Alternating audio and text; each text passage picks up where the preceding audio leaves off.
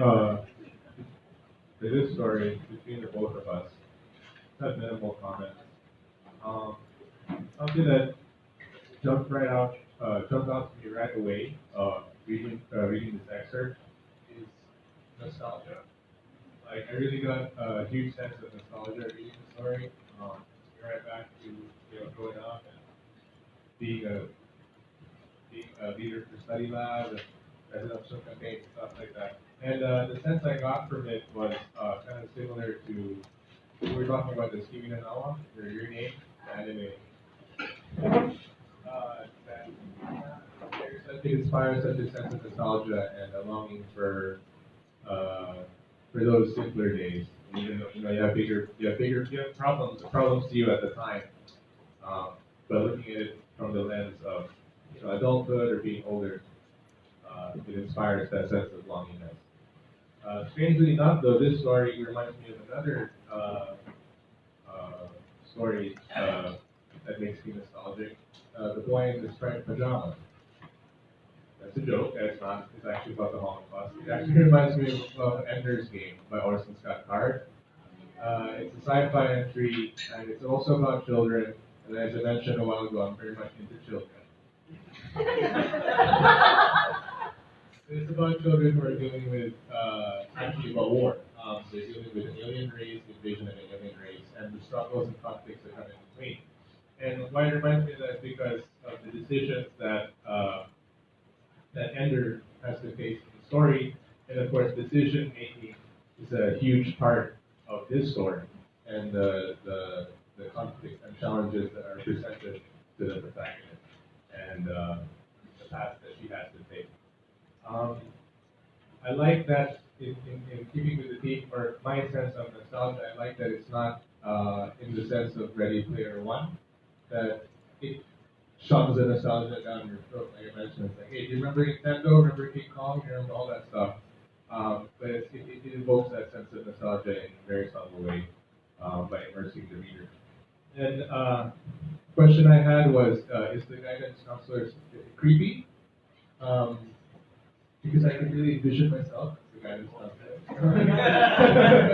Okay, but no, I mean, I get that he is supposed to put the reader like put the protagonist in a comfortable environment or situation by assuming that relaxed pose, I'm one of you, and especially because he's male, and he's talking to a female a female student.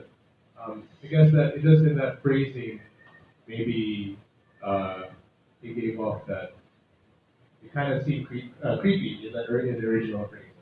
Maybe it could be phrased in a better way. Um, but then he leans back and he crosses his legs. Uh, and maybe I don't know. Maybe it's just me, but maybe like when you lean back and you cross your legs, it's like you're not very immersed in the conversation. Whereas if you like lean forward, and you kind of make a point of being interested in what the person has to say. But of course, also maybe if you lean forward, it also so maybe it's just me. I also like the use of this is what I'll gravitate to, reading, but I also like the use of how she mentions history.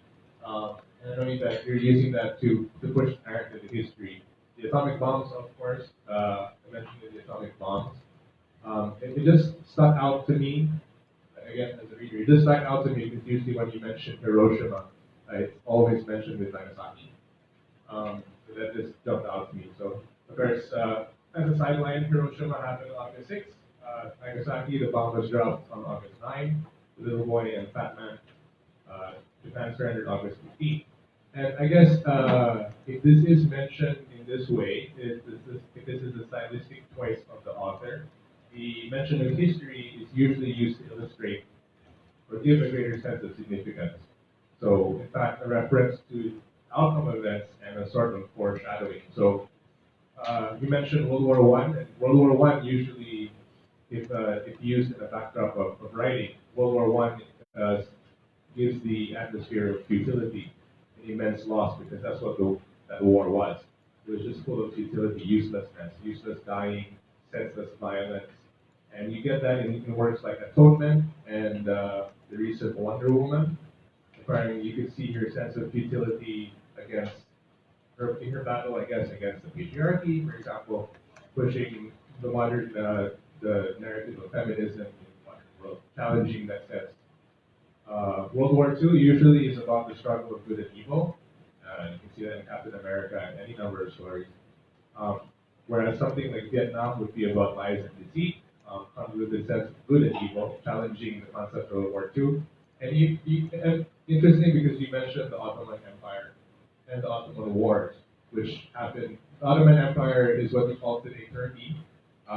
They lost that empire to the British in World War One after the Battle of Italy.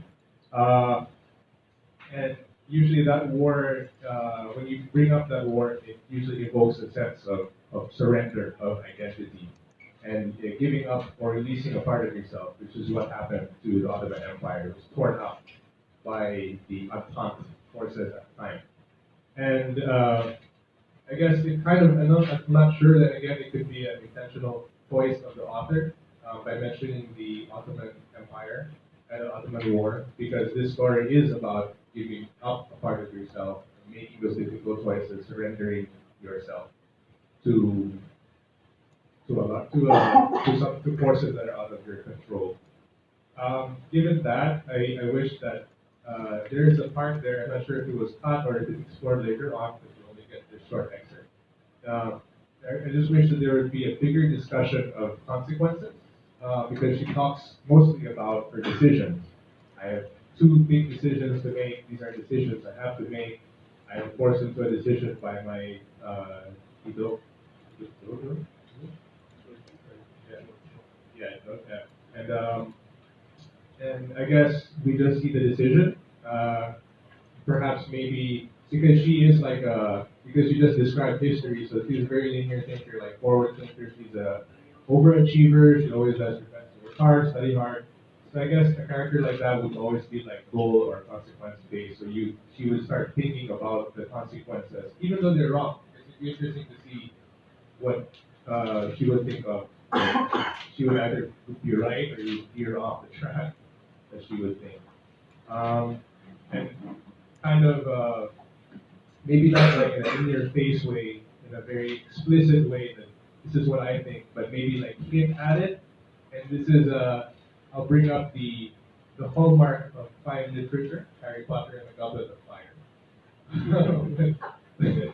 When Harry Potter is thinking about winning the Triwizard Tournament, and he's thinking it's kind of like he dares himself to think of Cho Chang's face shining with admiration, and then he expels the thought because he doesn't want to. Just something like that.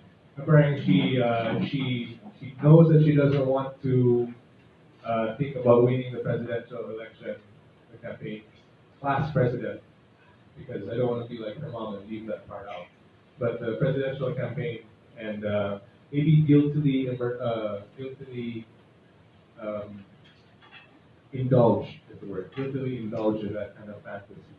Because right now, as far as I've read, it's mostly just just decisions based on this excerpt. And another thing is also is on chapter 12.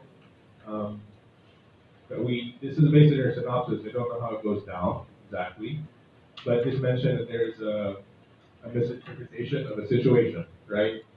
And I like how this one, I guess I hope that in the writing, in the actual writing, it subverts the trope of there's a misunderstanding, and then it could really be resolved by two people working, talking to each other, but they don't, and it turns into a big overflow conflict.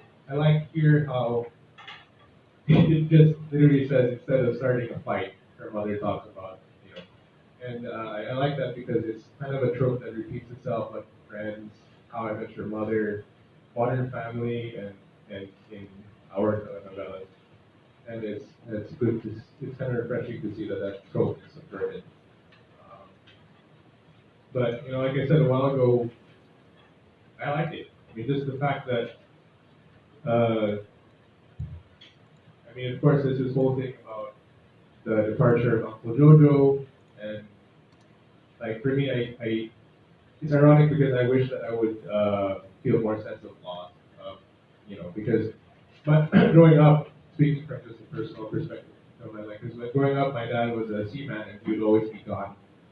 So that sense of loss and being missing was a very big part of my life, and it would be interesting to see how she feels like her tito is ripped from her life at the very beginning, but then slowly starts to adjust.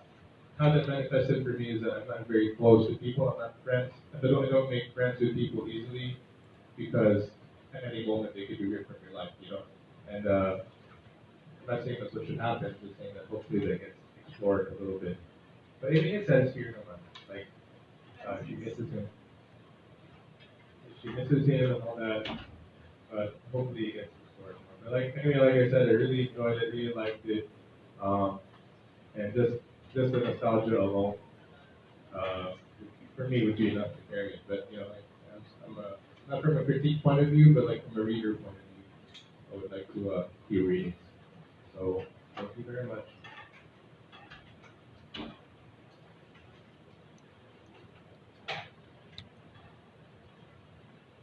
Okay, so this is another book about mother and daughter.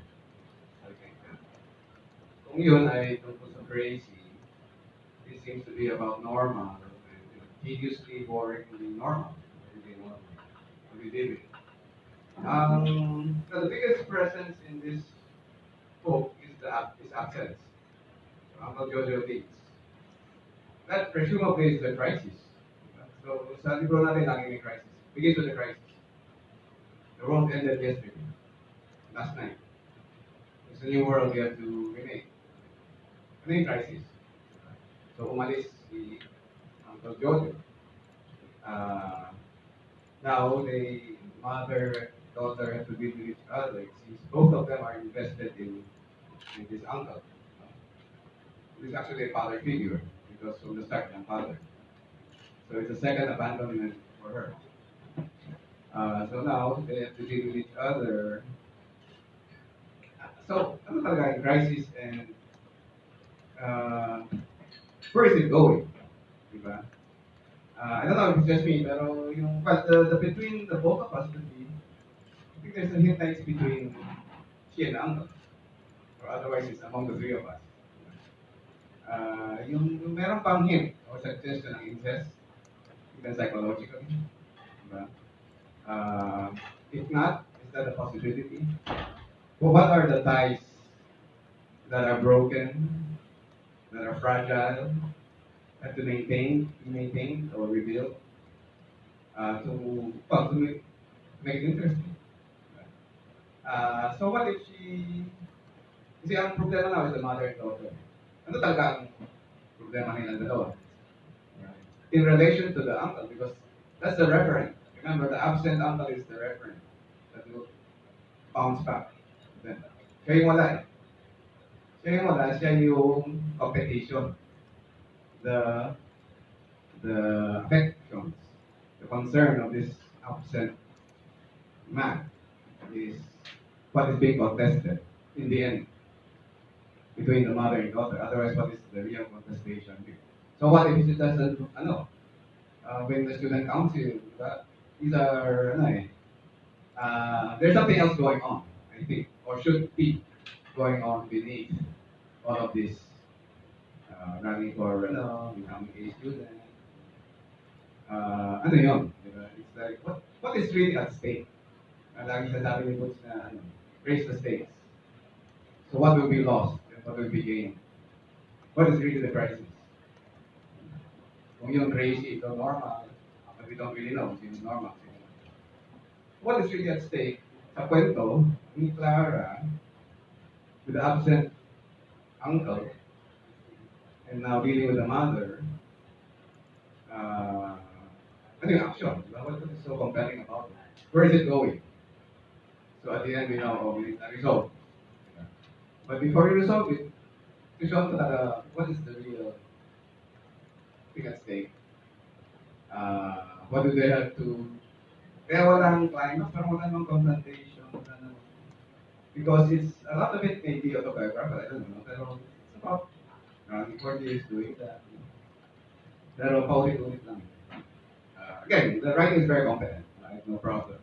I know, worry about the ability ng the language, uh, where it's going. But how do you make it more interesting, or how do you raise the stakes? Ano ba talaga pinag-usapan dito? So, ikaw pa. Is there a hint of, incest, psychological, na, there? Okay, so sila, the mother and the daughter are at war somehow. And then meron silang they're competing for something. For the affectation of the man, brother man. Uh, and then, so yun ang laban. Ako rin eh, simple yung reaction ko, no, na it's very well written. It's so clean. Your prose is so clean. But I can't help but say na there is a level of disappointment because of the incredible plateau of the narrative. It's just an entire plateau from start to finish, judging by the chapter outline. Uh, I don't know. Maybe some readers will be uh, interested on the strength of the writing and what is delineated in a mother-daughter relationship. But there's hardly any real conflict or rise of action, you know. Parang the only conflict on the part of the girl is whether to run for the student council or to run for the student lab, no? Which is resolved quite easily. There is no real tension or uh, even any real grieving on her part from the departure of her uncle. The most striking thing for me is the lack of parang it almost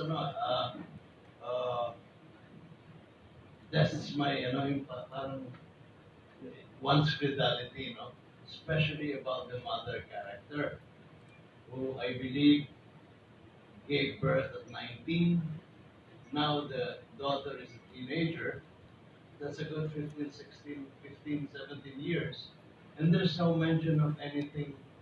Parang what, she never dated after that? No interest in men at all?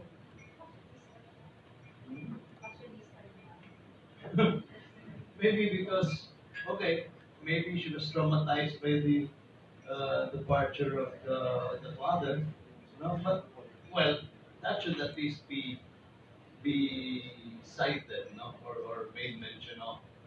I just can't believe it that the professional who is still in her mid to late 30s never, never had any second interest in the opposite sex, which the interest, which interest should help in defining the relationship between the mother and the daughter, because it will set an example also for the daughter in her dealings with whether it's a counselor or another professor who happens to have a car.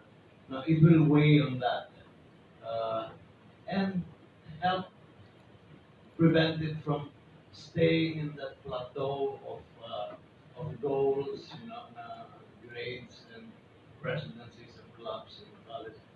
Even even what's her name? Anna herself, the Bida herself, Clara, no? Clara. There's hardly any hint of her own uh, dealings with young boys, with boys her age. Uh, you mentioned the possibility of incest or what. We're almost hoping that something is introduced that will break this Pleasantville situation.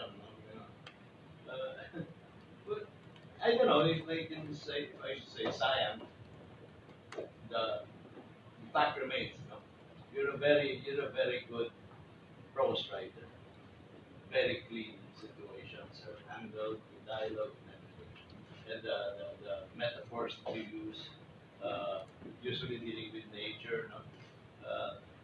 The touch of the soft breeze in the summer, uh, the sky is incisive for a few minutes, etc. You keep referring to that, no, the sky. Anyway, I don't know. If you should retain sort of, I wouldn't call that vision shallow. No, it's too much of a YA, without any, almost no frills, no touch, no twists, no surprises. That will be the deficiency of the narrative if there are no surprises. Bigyan mo na.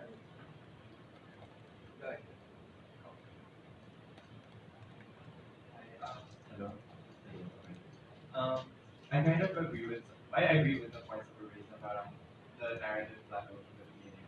And I think a concrete revision point that I could offer is that because there's this disconnect with the chapter outline you provided with the narrative itself. Like the chapter outline you made it sound like, oh, there's a tension between the mother and the daughter because they always had the uncle to mediate their interactions. And that's a really interesting dynamic.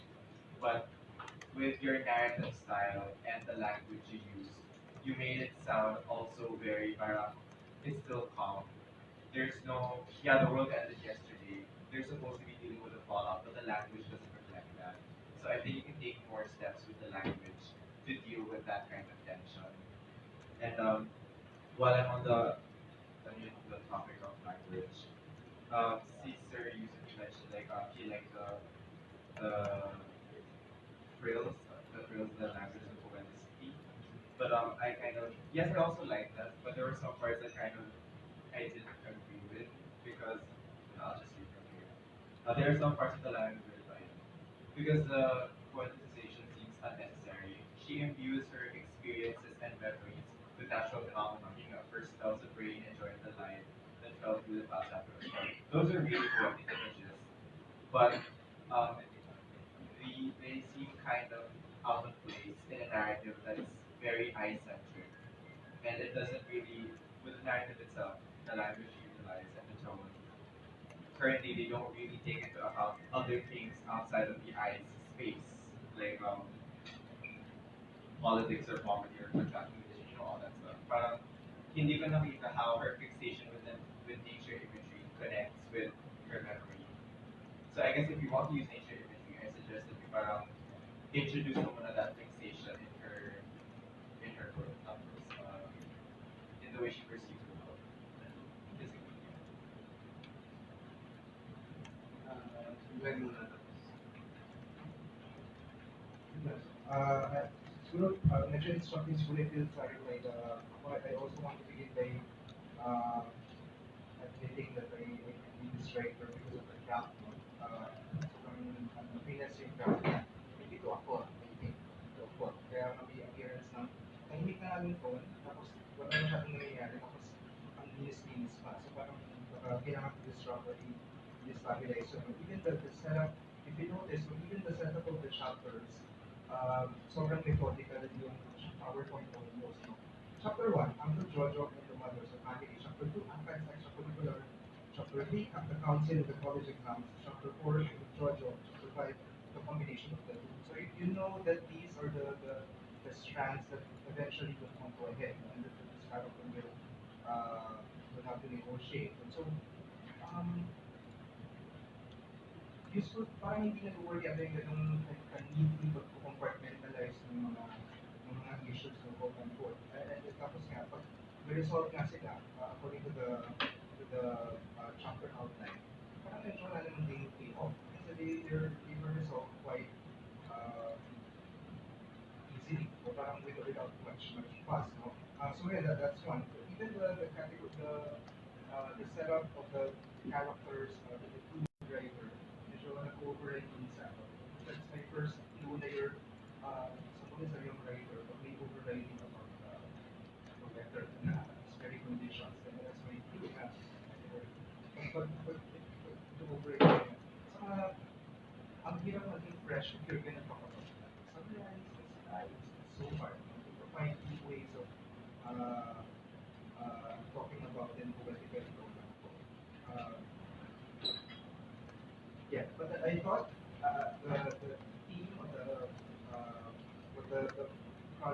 to do is interesting. Kaya I was so struck by that absent presence, the very strong absent presence, which is the perfect combination or the social cost of migration. Tapos dito, meron yung context, no? And usually it's the daughter or the son left with another family member aside from the parent, no?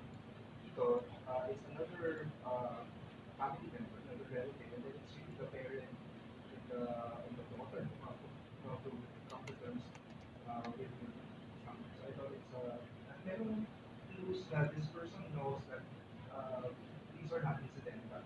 May discussion on organization, or the situation her identity as a Filipino person is in this increasingly globalized world. So I admire that.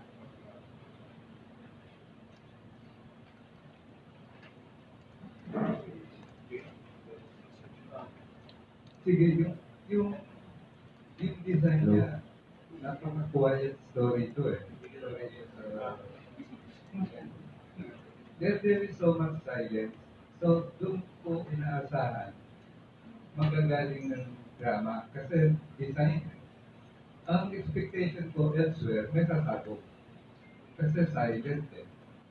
Kaya tinignan ko, yung lahat ng tao boring eh. Na hindi naman dinevelop yung mga character. So, again, in-expect ko, sa dulo, merong dark side na lalabas. Kaya, yung, hindi ko, ang mahina sa akin yung conflict na student council na paano mo i-resolve yun, hindi naman isip conflict enough for a novel. Baka sa short story, pwede yun. So, naghanap ako ng mga posibleng panggalingan ng conflict na hindi ako makilitay doon. Ano yun? Yung pagkakaiba nila ng nanay sa page 29, yung nanay na laging maganda, laging makulay, siya ay kasi boring ng kanyang uniform na laging blue. I thought conflict yun. Yung sa physical level, yung binabanggit ko naman yung more silences, yung definition nila nasa page 210 naman yun eh. 210 yung siya yung too large, yung nanay is too beautiful, is too large. Ano kaya yun? Kung halungkat lang ng cabinet eh, mag-shopping lang together yung conflict yun eh. Yung mga gano'n, inisip ko, uuwi yun sa bahay eh. Yung bahay na hindi nila naman ari. Na actually, yung tingin ko yung team doon eh, balik-balik sa bahay. Na yung bahay naman, lolo naman talaga yung nagpagawa. At bahay na naman yung kasulat sa page 221 ng uncle na very ironic, naghahanap ako ng home sa isang lugar na hindi ako makarelate. So yung lahat na yun, hindi ko alam kung mga post lang eh, nasusundan natin eh. Baka ako doon eh. Tapos ang nabuong kwan sa akin dito, ang talagang conflict nito, kung YA naman, yung practice ng pagdadaraga. Anong gagawin mong dalagita ka na ganyan? Tapos your large. Hindi ba nakakapos niya ng insecurity? Ano yung hindi ka makarelate sa nanay mo? Sino ba yung nagagalit na yun? Nagdadala-dala yung sinabi ko, nagalit na. So, yung mga possible source ng conflict, yung hinahanap ko rito, na yung lahat ng binanggit ko, vis-a-vis yung main character. Lahat ng binanggit ko, paano ito pupunawain o i-digest ng isang dalagita na hindi pa nakakita ng pogi. So, palagay ko, bigla, no? What do you do kung na-realize mo you're so large and yet you're young? And then, yung makakapo yung mga, yung ang dami itong unsaid eh. Kung as it is, baka dadagdagan ko pa yun eh. Okay, kung hindi ka makarelate sa lahat na yan, ang napakatalimik rating, what is going on inside you? Baka yun yung ultimate drama. Nadalagita na ako, hindi ko lahat ang problema ko, and I have to define myself and I have to define my space. Kung ganon, kung ganon siguro, justify kung ba't yung conflict niya ganon lang. Na yun din kasi yung conflict na yung student council. Superficial yun eh. So mga kapo, kung nagawin itong YA, yung psychoanalytical YA, na hindi madaling maging karamitan, mukhang at peace with herself, makakapil naman yung inner design na mukhang doon na makakikiluturo. I don't know, lahat ng sinabi ko dito. Okay, next page.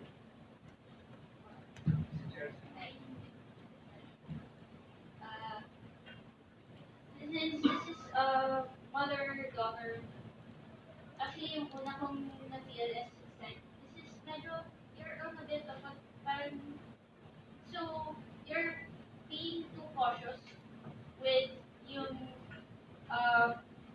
with how with your story, actually, and how you're telling it. And, after ano ni PJ kanina about being a certain anime, I was thinking, meron bang parang Uncle Bobby's kay Pinis, ano? Kasi parang ganyan yung, ano that could also be a source of conflict, na parang, because this is not really her father, pero parang meron siyang, feelings towards her uncle that aren't entirely just, it can be confused for actually something else. Pwede siyang source of conflict then, I think. And I'm reminded of yung other things that actually deal with mother-daughter things. If you've seen, I'm not sure if you've seen Letter to Momo. Letter to Momo deals with the mother and the daughter actually moved back to her hometown ng mom. Tapos, pagkatapos mamatay ng dad, meron silang, he obviously didn't want to move there kasi, new place and everything. Tapos palaging wala yung mom niya because her mom's balancing work and she's studying again. So, parang that's one of their issues. Hindi niya actually alam na her mom was hiding na lumalala na naman yung asthma niya until yun yung naging part ng climax ng story. Another one with a mother-daughter, although hindi ganun kalaki yung focus sa mother-daughter thing, is yung wolf children. Wolf children is, the mother has to raise her 2 children shortly after mamatay din ng dad. So everything else, what complicates the situation is, these kids are not regular people. They're half wolf. So, and the daughter has to deal with yung changes niya, how different she is. She was trying to act normal, but she somehow couldn't. Kasi nga yung, hindi nga siya normal talaga to begin with. And then, Witches of Worm, Sylvia T. Snyder. This is a single mother with her daughter. And isa niya kasi issue with her mom was, everybody tells her mom looks like this Swedish actress they see in movies that are not appropriate for kids. Parang adult movie. I don't know kung porn star pa siya or something. Parang ganon. So parang, ang ano niya is, hindi naman siya, she isn't really pangit, pero pag tinatabi siya sa nanay niya, parang hindi siya anak ng nanay niya. So, it's one of the issues that she also tackled it. Kasi yun nga, parang, it's too safe. Parang walang masyadong conflict. Especially, I was actually wondering yung kung gaano katagal sila with the uncle. Kasi that's how you, did she grow up with the uncle ever since? May close din ba yung mom niya dun sa uncle? Kaya ba, kasi yun, yung relationship nilang dalawa with the uncle, that's actually a good point for conflict. Parang yung sa ibang parents, they're competing for the attentions of the dad. Mag-ina sila pero they're competing for the attentions of the dad. for some reason. And also Clara is the type of kid I usually hang out with in high school. Uh, yung top one namin, even if actually kind of busy kami with student council and other activities sa school, meron pa rin yung, ay, crush ko si ganito. Lalabas yung, kahit ba insecure ka with yourself, hindi pa rin wala kang other interests na, ay, dumaan si ganito, nakita ko, ay, si ganito nakita ko yung crush mo, or notice ni senpai, anything. Diba? Kasi, it's part of growing up. Actually, kahit naman sa ganitong age, yun nga, yung sa mom mo, sa Witches of War, she was dating someone else. So, may ano din siya na, may, the mom's relation with the boyfriend, kind of creates also a rift dun sa relationship niya with her daughter. So, and yes, yun nga, like, all the other panels said na, I'm conflict, kasi parang it's too safe, it's too quiet. So, Yung sa akin naman, suggestions lang. So, una sinabi based dun sa conflict. Sa tingin ko kasi, kaya na-bring up talaga na yung lack sa conflict, which is subconsciously siguro hindi natatanggap yung karamihan yung premise ng conflict na absence ng uncle. Ako, ang nakita ko kasing butas or loophole is yung part na pupunta ng Amerika yung uncle, di ba? Para mag-nurse. I-base natin sa story ni Ernie. Matagal na process bago makalipat ng Amerika.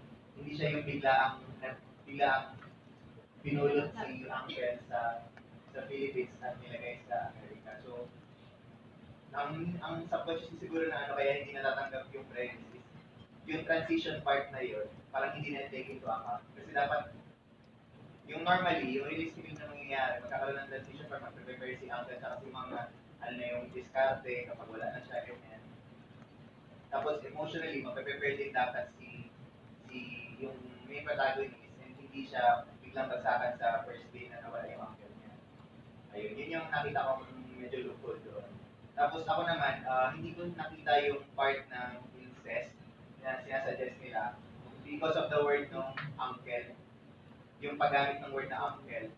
Kasi pag ginamit mo yung, ewan ko sa akin na, pag ginara yung uncle, parang, ano na yun medyo, iba, yung edad na nasa, malayo. Yung tunog, yung uncle, hindi siya tunog, kung sinabing kuya, ang pagkakatawag niya dun sa kapatid or dito, ganyan, may isip ko na, sense pa rin. Sa akin lang yun. Kasi masyadong na yung uncle. Ganyan ba? Tapos yung isa ko namang suggestion, ito, para may isa ka pang choice sa kung magre-revise, why not, imbis na pumunta ng US, why not namatay yung uncle? Para yung i-discuss ng whole story mo, yung level ng conflict, mag-aakyat ng ilang levels kasi green na, hindi na absence na buhay pa. Absence na totoong absence. Tapos yun, pwedeng biglaan yun eh. Pero kailangan lang doon, yung emotional mo na investment na dahil binuhay mo na si uncle. Yun lang, yun yung suggestion. Ay, last one. Dahil na-mention ni PJ sa start, yung nostalgia, ang suggestion ko naman dun sa start, for this kind na opening, maganda siguro kung meron kang one-liner na yung first line mo, dun pa lang, boom, panit yun yung na-bring up niya agad lahat. Kunyari, may yung binigay sa akin na example dati, ewan ko lang kung na-publish na ito, ang first line ng novel is, jars are easy to open. Pag sabi pa lang, kung doon ba dual date na, kasi jars are easy to open, ang may invoke sa inyo memory yung lahat mo siguro dumaan sa hindi makapag-open ng jar, di ba? Bukok pa.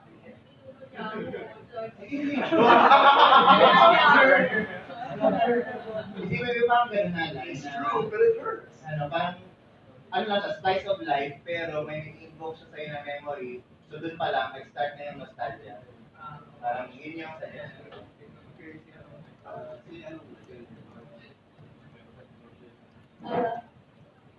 I like the suggestion ni Sir June, no, na paano siya talaga, quality na, malinaw naman. Growing up, ako naisip ko yung, this is a story ng separation, and then it like the student council. Parang na siya, this is a story of, parang education, hindi lang sa pagiging, pagdadalaga, but really about, kasi a student siya, really about decision making.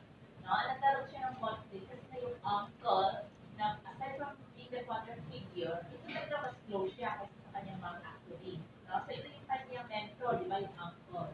No? Although may email naman, din sulatan naman sila, pero the physical separation at the tender age, no, ito talaga yung nag-window sa kanya. No? So kaya ngayon, wala siyang parang pedestal, wala siyang sheltering comfort, side by side sa decision making na ginagawa niya or gagawin niya bilang isang teen student.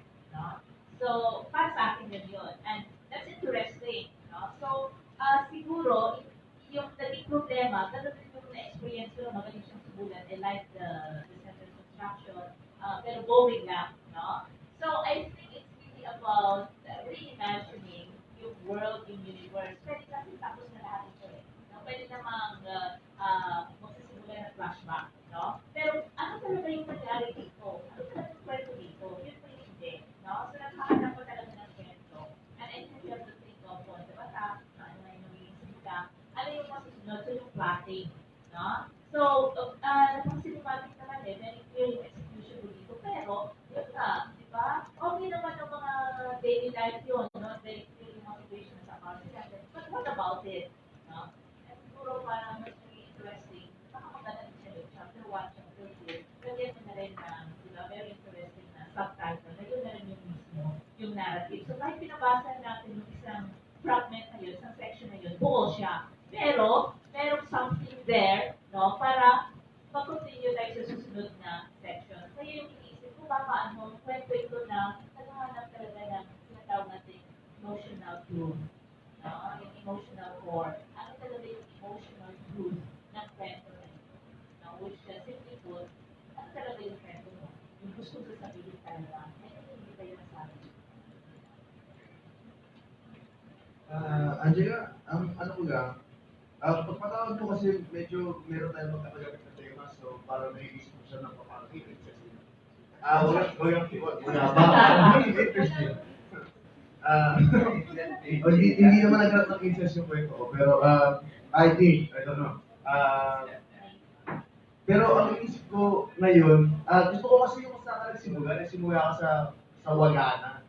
Sa wala na yung si Uncle Jojo. Ang inisip ko, maaari kaya, suggestion ka, na mas ma-resolve yung isa sa mga problema mo ng bagay. Kasi gusto ko yung mga tahimik na kwento na katulad ito eh. Kung hindi ka linear, kung bumabalik ka at bibigay ka ng context, para makita natin yung conflict na hindi mo tinatap, na hindi mo pa sinasabi. Isa rin sa pakaramdam ko sa kwento na ito ay hindi ko alam kung may graphic siya sa autobiographical na aspeto. Pero parang meron ka pang ayaw sabihin tungkol sa kwentong ito. Parang meron pang nangyayari na nakatago sa ilalim masyado. Sa akin yan, kailangan natin siyang palitawin, palago. Parang meron kasing glimmers of stuff there. Parang yung katulad ng may napapansin tayo na, parang pwede yun. Kung angle kayo sa taga pwede na meron pa siyang thing with older men. Meron pa siyang dahil kay Uncle Jojo kayo, and stuff like that. So, kung yun yung conflict, iangat natin, and stuff like that. So, ayun, isip ko lang, baka naging sakit niya yung magiging linear, na hindi nakatulong sa kwento. So, baka revision 4, maybe, explore that, and see what you think of.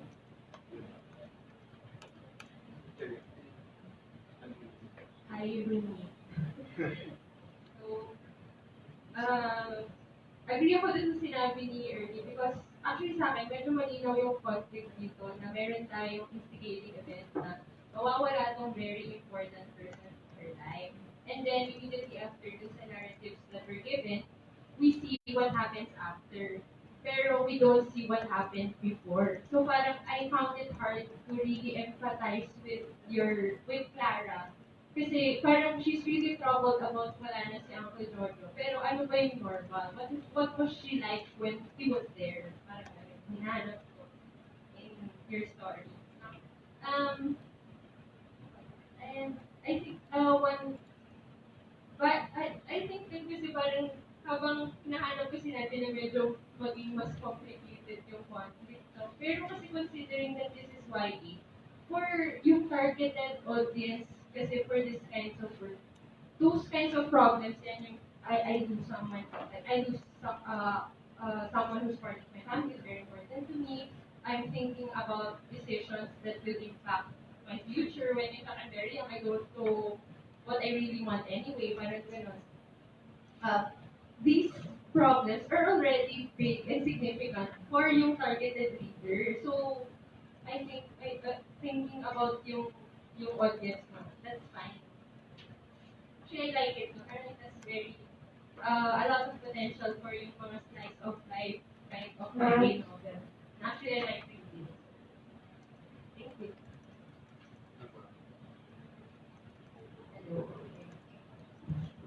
Add ko lang dun sa sinabi ni Anthony. Yun din yung isang hinahanap ko dito. Kasi it's very clear naman na nung humila siya dito niya for whatever reasons. Pero I guess I want to see what are the deeper experiences with the uncle that could explain that very strong bond that she has with him as opposed to the mom. Of course, meron naman na tayong candidate this one, pero I want to see the actual scenes. Tapos siguro yung main question ko dito, kasi so your conflict is umalis si Uncle, no? Yung primary relationship niya. I'm wondering, what does she really want? And parang why is it, but if that's the conflict, so shouldn't her goal kind of be do everything to get back this primary relationship? So parang inisip ko lang na, maybe her decision is actually, kailangan ko first what's the quickest way, and it's mentioned here naman, di ba? What's the quickest way? So I'm just wondering, why is she then indecisive about it? If she really wants to be with her uncle, if she loves her uncle that much. So yun lang, yung indecision na yun, parang baka pwedeng ma-explain siya. And baka doon doon mag-center yung journey niya for the rest of the story. So ngayon ang abangan ko towards the end is does she get what she wants? Or parang ang typical naman nito is you start the story, she wants something and she goes through whatever to try to reach it, only to find out at a certain point na hindi pala yung gusto niya. So ano na yung gusto niya? And ano yung gagawin niya? Parang gano'n. Typical. Sorry, cinema. Pero, yeah. So yun. Siyempre samayin ako dun sa madulas, mahusay tulad ng ibang mga nakamit. Yun nga talagang yung pagkakabuo ay yung mga pag-usap, pagkakasunod-sunod talaga yung antas, no? Nakakabot dito. Kaya lang yun nga yung, ulitin ko lang yung mga nabanggit na kanina, o i-emphasize ko lang, parang yung mga yung takbo ng kwento parang parang reinforce already dominant value society. No? That's the way it works, no? Kung halimbawa yung mga education aspirations, ano yung lagyan natin sa ating paaralan, ano? Kumbaga, these highly commercialized schools with very conformist values, ano? Tapos pati yung yung labor migration aspirations. All these values seem to be reinforced in this work. Kaya may problema siguro lumilitaw doon sa usapin na nasa tension, nasa yung conflict na ilitaw. Since everything seems to be playing out as programmed or as pre-programmed in our society, para ano pa yung ating hahanapin dito, no? Kasi isipin mo, ano ba yung trabaho ng writer? Yung trabaho ba ng writer ay kailangan na maging mas critical sa mga umiiral na mga values na ito. Sa mga values ng education system, no? Yung susulong nga itong finish everything with straight A's, tapos go to one of these big universities, and be successful. No? Siguro dapat may critical spirit tayo pag may ganyan mga objectives. Ganyan din yung siyempre, labor migration aspect. No? So, nakita mo naman, like that's here from the text, certain aspects of it. Kaya I think that this is what is certain difficulty with the parang flatness, the placidity of the text, because it's it doesn't offer this present critique na sa tingin ko ay bahagi ng gawain. It's not, hindi dahil YA ba lang ganyan, no? In fact, kung mga pelikulang or mga cartoons, I mean, almost all Toy Story films are anti-capitalist, no? Diba? So, the great movies and stories, they're for children and also for adults, where they criticize, they critique, existing values and institutions and orders. So, yun yung, it's yung talent na to that you have, no? It could be, could be used for, for a more critical approach, to create more tension and, antagonism in your text. May dadagdag ako ng suggestion pa. Which is choice na lang or ayun na. Suggestion ko, why not magsingit ka ng isa pang chapter sa first. Yung magiging first chapter, why not yung first chapter is yung last day ni Amkel sa Philippines. Kasi sobrang laking source ng conflict na nila, yung actual moment of separation nila. Pwedeng tapos dun sa first chapter na yun, pwedeng dun na isingit lahat ng yung pag-glimpses ng labor migration, kung may incest man. Kasi nandun silang dalawa eh. Okay, kung may ever lang, ayun. Pero pwede mo isingit lahat din sa last day ni Uncle Jojo eh. Ayun lang, yun yung ano ko. Kasi tapos ikaw na lang mag-decide kung gaano kataas yung energy ng chapter na yun. Kasi for sure, medyo, wala ba si may protagonist kapag paalis na, makita niya paalis na, or hanggang iyak lang, or silent cry. Yun yung suggestion. Also, can I add something also? Because it's mentioned that it's excuse me. I just want to react to the last suggestion. I don't think it'll do anything. For one thing, I think the decision was made to start kind of in medias res. That's how she wanted to start it. The absence of Uncle.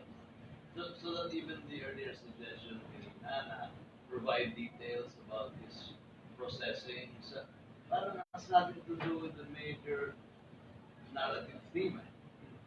And if you were to start with more on the impending loss of Uncle, what happens with the rest of the story? That goes away. Unless it takes a different turn, like she joins him in the States or he comes back. It would be completely different. I'm just going with the outline provided. Sorry. Also, because it's mentioned that she's large or overweight, I guess it's kind of a foreshadowing that she says that she's comparing her boobs size with her mom, kind of like living up to her mom's image, trying to, as a daughter, compare herself with her mother. But maybe if it gets mentioned again later, or I'm not sure if it does, but if it does, in a very satisfying way, it might pay off that you mentioned that overweight, whether it could be part of the conflict, or that's something that she has to overcome, or something that she has to live with, something she learns to accept, or something like that. Or it becomes an issue during the race, like to become president, have to run a 5K in 10 minutes, something like that, whatever. But hopefully it comes down.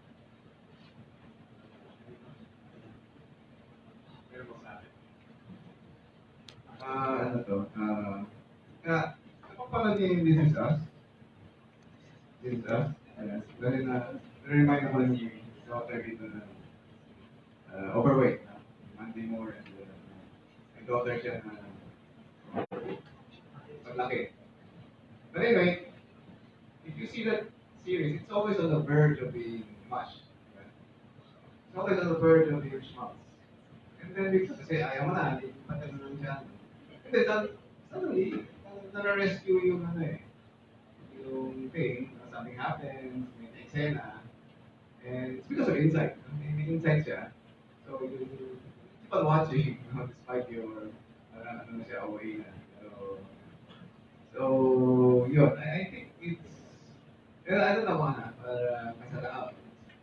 parang parang effect pa natin, so, because of the workshops, minsan nasabi, natin workshops, dahil mga writing programs. So there's, lalo sa English, there's a sort of writing that is parang been developing as maybe 2 decades. Right? Parang yung mga estudyante, namin sometimes, allergic sa drama. Allergic sa ayaw nilang may ayaw nilang starting naman. Allergic sila sa sampanan, pre-confrontation scenes. Nakikinig kasi si Kate lagi. So, puro ina-avoid yung mga ganyan eksena. Wala. Pag may eksena lang. So, there's a lot of stress on, or the value on subtlety, which is probably in its value. But if subtlety doesn't work, be obvious, right? Don't be afraid of the big confrontation scene. If that's the only way to do it, consider it. Wala kung hindi naman nag-work yung tatawin mo. Hindi gawin mo obvious, gawin mo dramatic.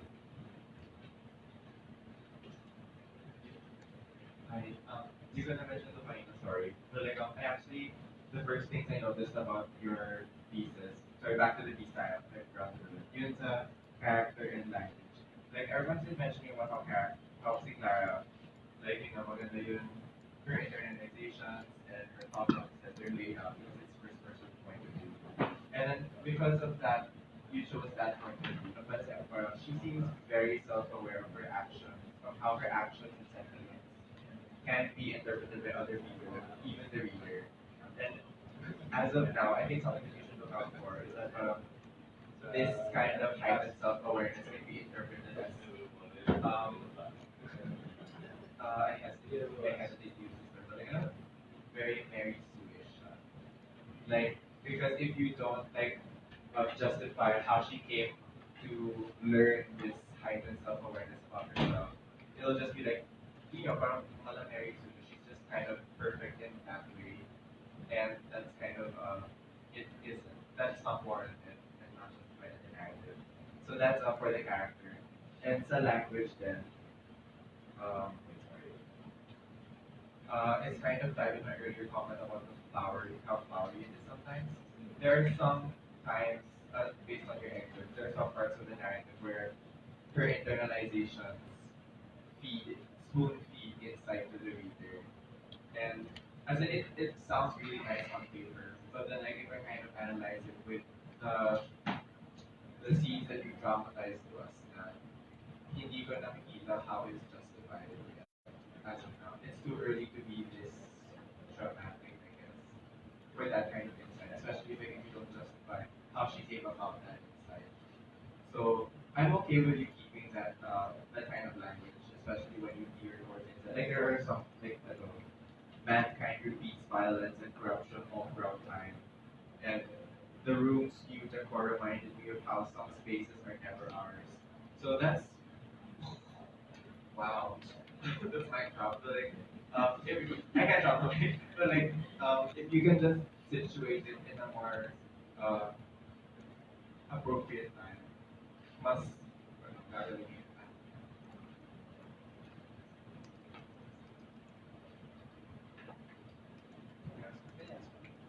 Can I ask the YD writers? In relation to what Sir Roman said, kasi parang we got, I have the same impression with sa ending Everything seems to be, I'm not sure if that's, it's fair to ask for anything more than that kind of update, that kind of resolution. Na yun sa atomic crazy she becomes used to it. But it's just really coming to terms with the status quo. Of course, there are lessons learned, pero the transformation seems to be personal. Parang sabihin for some fashion ng mga the usual values.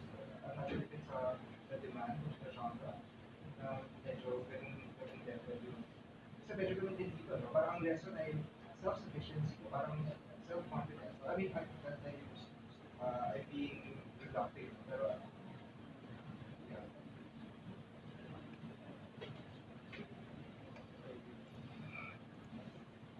Gusto kong mag-present yung mga huling YA ngayon, hindi na naman cute and sweet eh. May YA na apat na apo na. May AIDS yung isa, victim ng family massacre, may rape ng tatay. YA. Yung kay June Matias, yung may-ari na yung YA niyang thesis, yun, apat na batang may AIDS eh. So, kung minsan din, ang iniisip ko, YA dapat safe. Yung ganun nga, yung sa ganito, kasi yung parang yung crazy, parang ganun lang.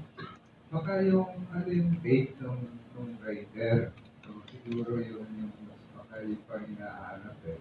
Kung ito yung reality, kasi yung writer naman, hindi ko makita yung writer na mukhang trabaho ng writer, kumotre. Hindi ito yung sumunod. Otherwise, magkakamukha-mukha ng country. It's a class thing. Hindi, binanggit ko rin kahapon eh. Pag gumawa ng character, ideological choice yun. Kasi may pinaglalaban yun. Either you preserve the establishment, you topple the establishment.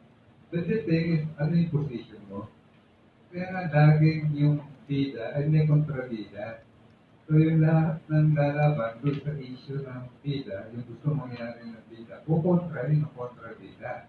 Kaya lang yung bida, kasi siya yung God ng story, papatayin niya yung kontrabida. So abananaro rin yung aspiration niya. So in the end, ang lahat ng issue ng writing ay issue rin ng writer. No matter what, because hindi ako nagsasabi ng kung anong ideological position yung dapat mo. But please, malay ka. But after all, gagamit ka ng setting. Yung uulitin ko na naman. Yung setting may nangyayari dyan. Ang kakasali ko.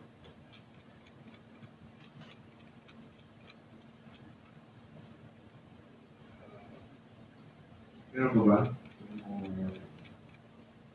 Wala pa. May gusto pang sabihin? Wala na. Pwede na siguro si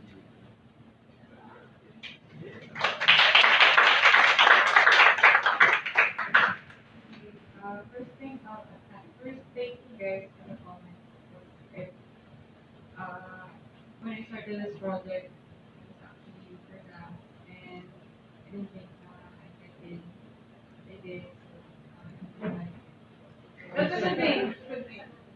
So, the first thing I'll address is that I didn't mean for it to be so that long, and I noticed that it happened. And actually, the first time this workshop was my best. There was a so I addressed that in the text somehow. Asked if I wanted to go that direction. I'm not talking about. I could consider it, but actually I'm leaning more towards what you suggested about from the page or my because I've been told that it's for the issues and the topics that I need to work. So I think I could position myself more than ideal for that.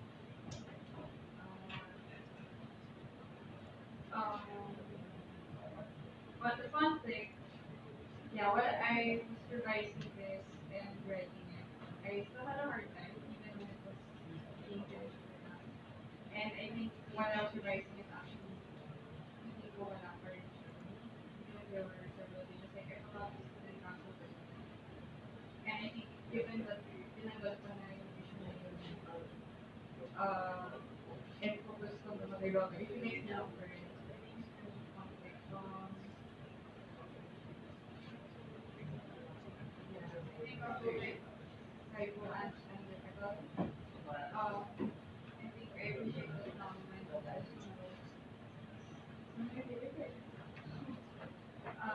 Yun, yung conscious, how she goes off, how she finds herself, that's the main conflict. But if you like experience or not, I have to find a way na that expresses or from spiral into external conflict between her mother and daughter and her own.